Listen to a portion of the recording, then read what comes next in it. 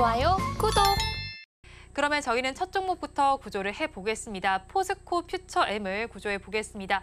리튬 가격이 반등했다는 소식 속에 어제장에서는 강세를 보였습니다. 그런데 키움증권에서는 올해까지 수익 개선이 미미할 것으로 보면서 목표 주가를 하향 조정하기도 했습니다. 앞으로의 방향성은 어떻게 보시나요?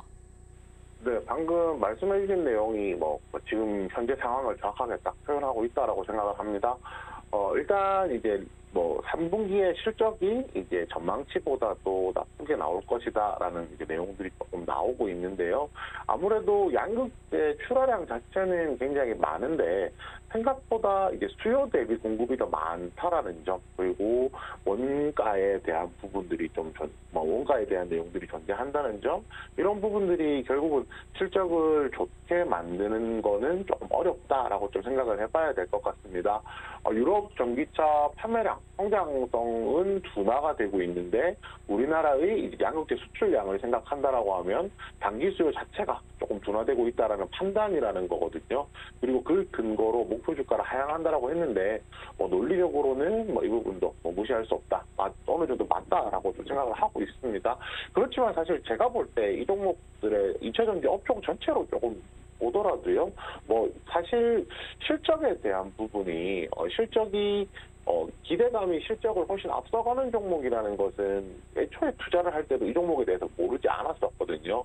단지 그동안에는 이제 기대감이라는 것이 워낙 컸고 그에 따라서 수급이 따라왔기 때문에 이제 그런 이제 좀 과대평가된 주가들을 이제 근거가 되었다라고 하면 지금은 이제 오히려 그 근거가 좀 약해졌기 때문에 오히려 주가가 하락한다라고 보는 것이 맞을 것 같습니다.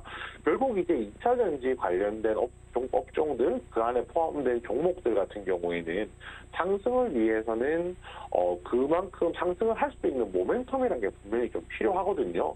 그렇지만 제가 앞에서도 말씀드렸지만은 2차 전지에 대한 이제 기대감들이 좀 꺼지게 되면서 또 이제 전기차에 대한 성장성 혹은 판매량들이 조금 기대에 못 미치는 수준이 오게 되면서 오히려 그 부분에서 상승을 이끌 수 있는 모멘텀들이 좀 약화되었다라고 좀 판단을 하고 있고요. 결국 그렇다면 반대로 얘기하면 이런 모멘텀들이 강화될 때 이게 시장이 이 종목 같은 경우에 시세가 더 나올 수도 있겠죠. 그렇게 생각한다라고 하면 지금 당장 주목하고 있는 것은 오늘 밤입니다. 오늘 밤에 나오게 될 테슬라 실적 발표 결과에 따라서 조금 방향성 자체가 결정되지 않을까라고 생각을 하고 있는데요.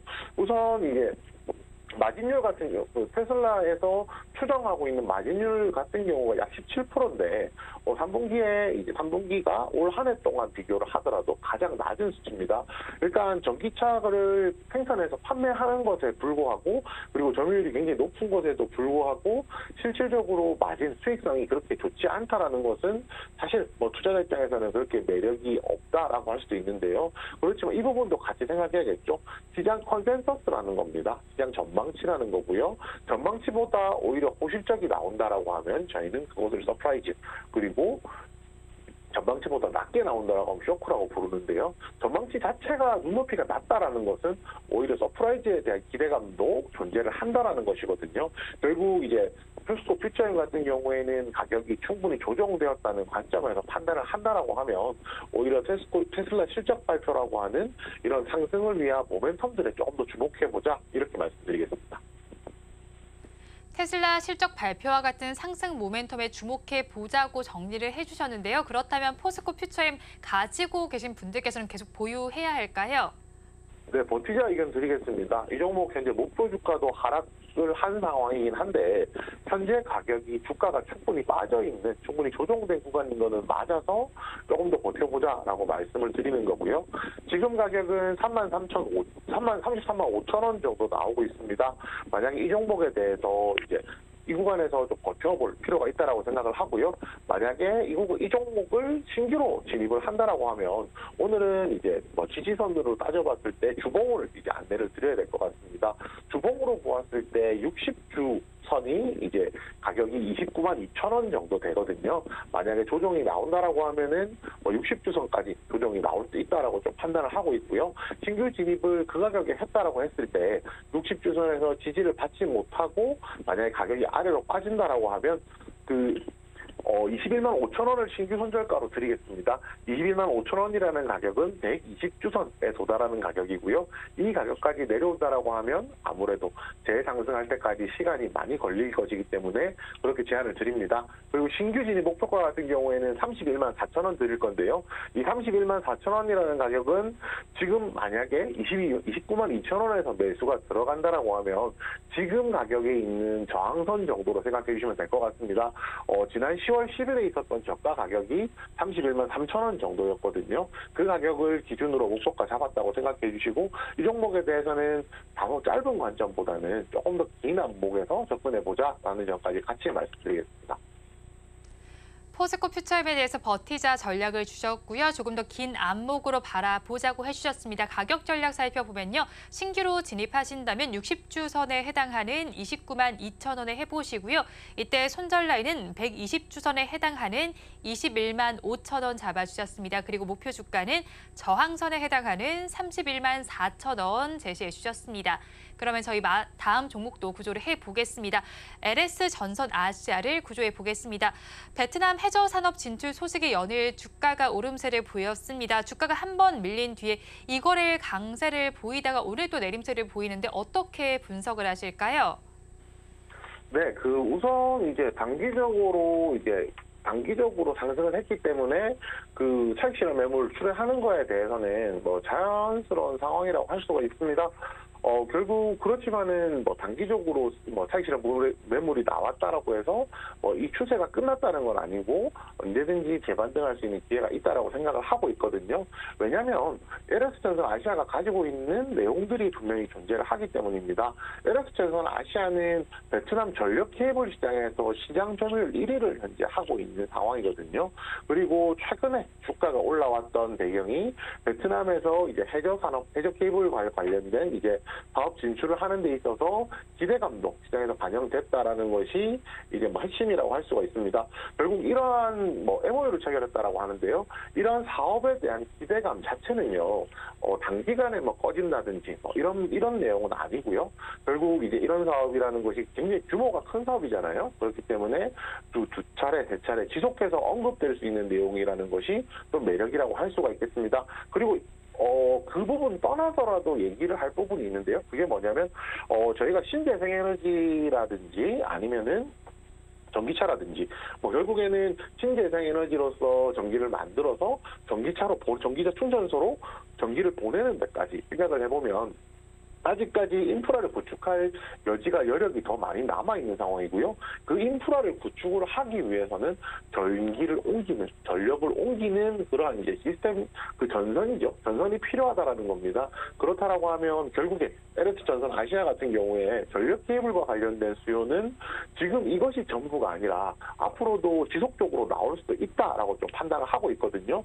앞서서 이제 말씀드렸던 포스코 퓨처엠과 마찬가지겠지만은 이 종목 같은 경우에도 종목 자체도 어느 정도 규모가 있는 종목이고 조금 더 미래를 내다보는 사업이다 보니까 조금 더 긴 관점에서 보아야 하지 않나 그렇게 생각합니다.